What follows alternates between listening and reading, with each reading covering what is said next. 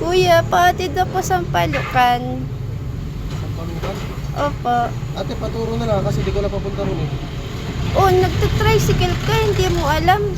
Hindi ate, kasi unang araw ko pa sa pagbabiyahe ng tricycle. Ah, ganun ba? Sige, tuturo ko na lang. Opo, salamat po. Ate, saan ka? Sa Montpert po.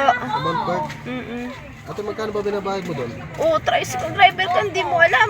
Hindi po, kasi isang linggo pala ako gabiyahe eh. Hindi ko pa alam kung magkano pa masahe papunta ron eh. Ah, ganun ba? 25 po. 25? Sige po. Kuya, pahatid po ako lumang palengke. Lumang palengke po, 30 po. 35 po ako magbayad doon, kuya. 35 po. Ano po ba? Pasensya na kayo madam ha.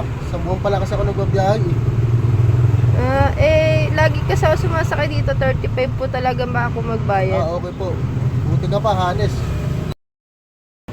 Kuya, pasakay. Saan ka ate? Daan mo ako ng, simbahan, doon sa may San Isidro.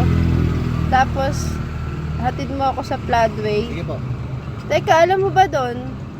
Oo naman ate. Isang taon ako nagbabiyahe. Hanap yun doon. Basta ko tayo. Nagagalit ko, tinatanong ko Sinasabi lang. Tricycle po, kuya, pahatid akong binangonan. Kailanganan. Magkano po pala hanggang doon? 350. Buti ka, kuya, alam mo yung price doon.